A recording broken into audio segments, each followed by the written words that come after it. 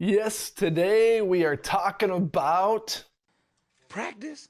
because Justin Jefferson is designated to return to, Practice? and today I'm going to share my thoughts on JJ and the Minnesota Vikings as they prepare for the final stretch of the season. We're not goons. We're not bullies. No matter what people say or do, we have to be ourselves. You. Guy Germain, From where? St. Paul, Minnesota. Les Averman, Brooklyn Park, Minnesota. Charlie Conway, Minneapolis, Minnesota. And I'm Gordon Bombay, Minneapolis, Minnesota. Minnesota!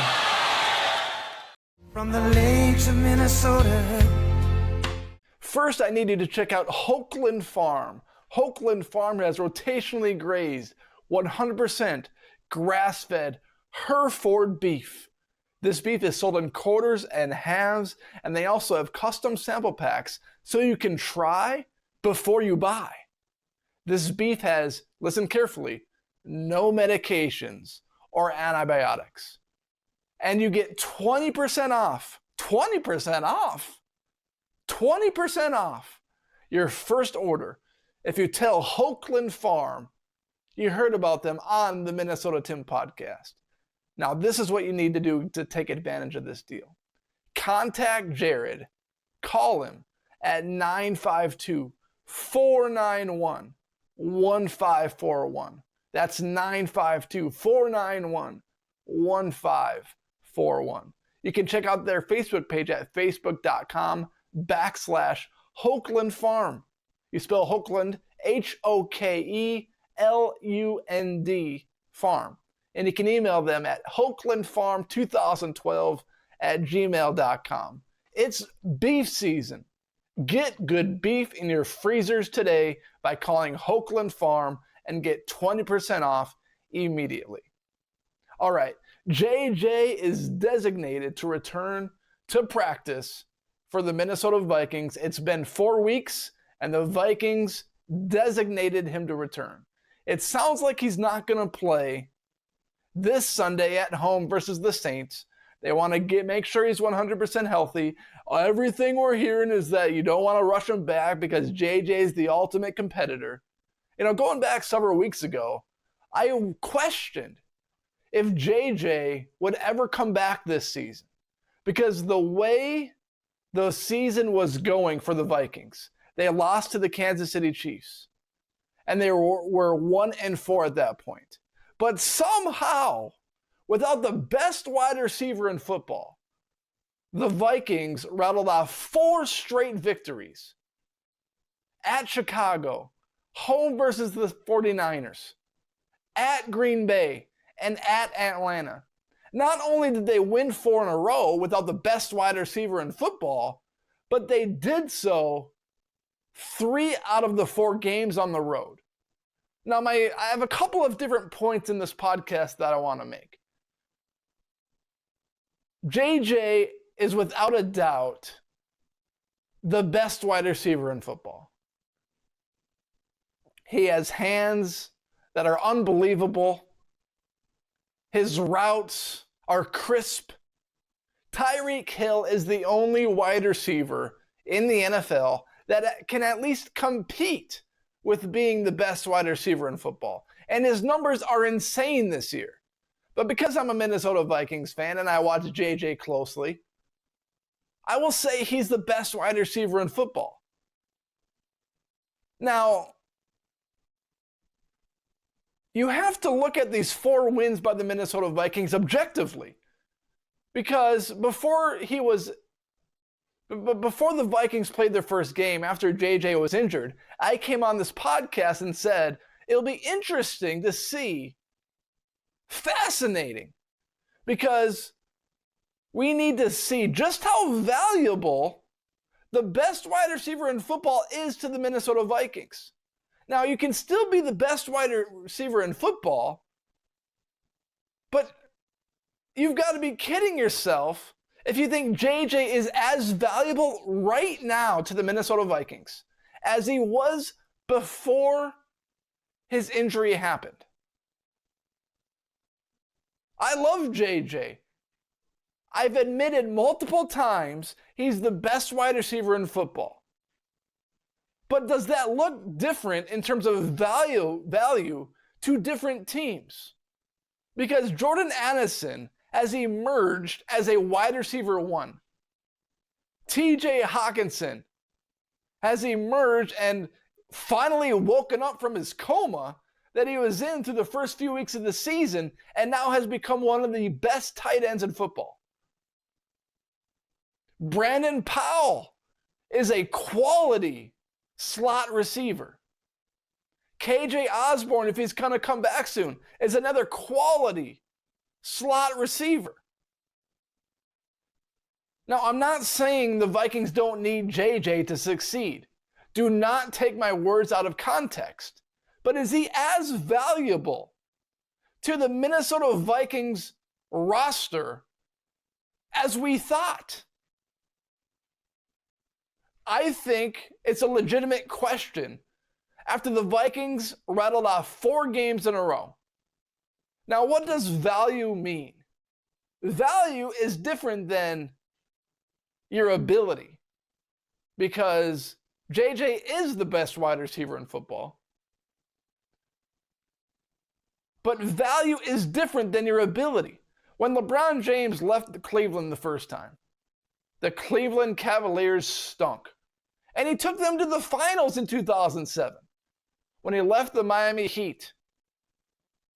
The Miami Heat were a shell of themselves. He took them to 4 straight finals.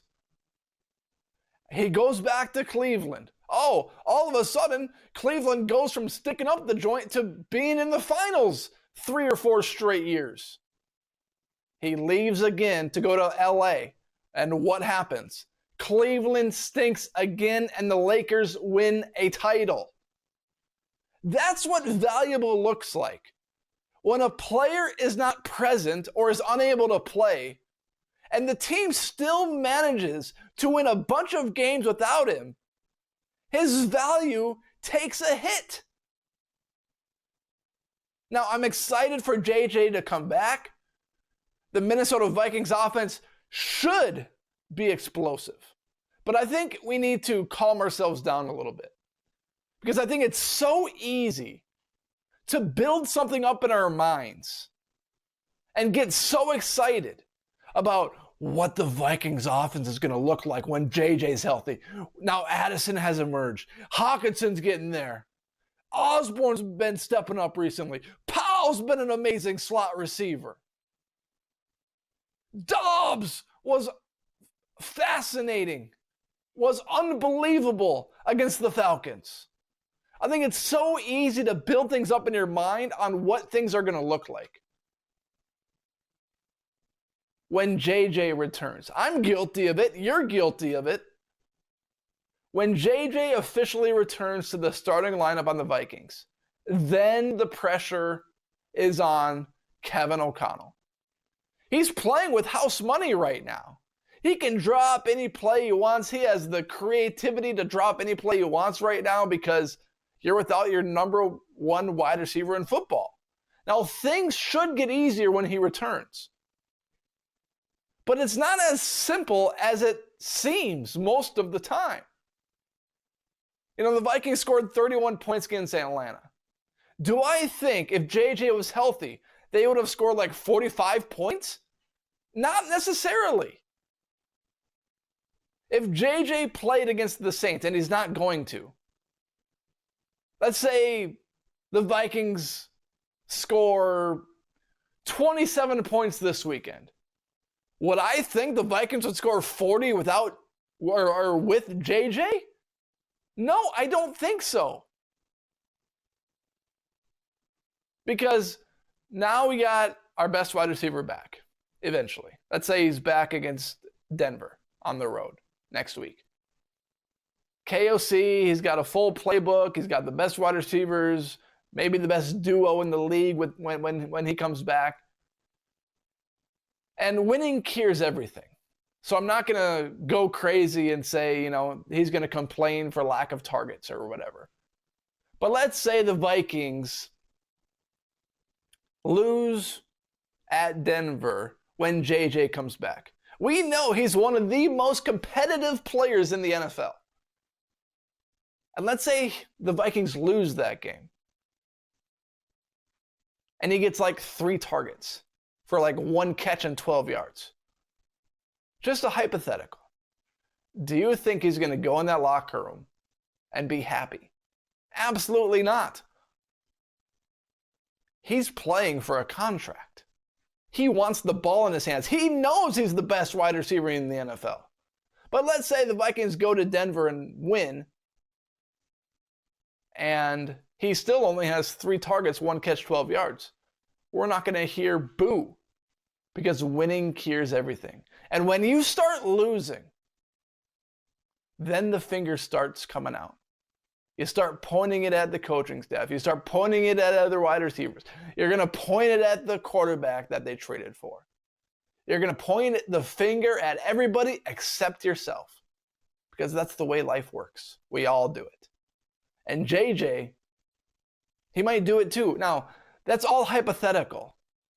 But I do think there's an extra pressure on O'Connell to have an offense that's going to be just as, if not more explosive when Justin Jefferson comes back.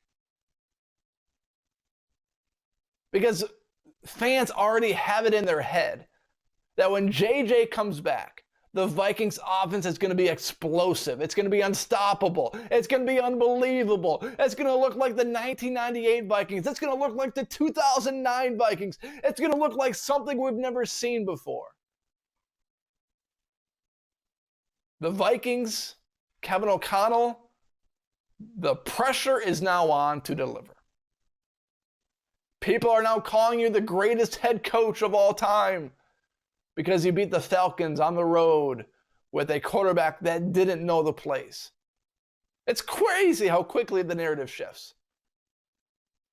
I thought O'Connell was a great head coach before the 4-game win streak. But it's funny how Dobbs escapes on 4th and 7.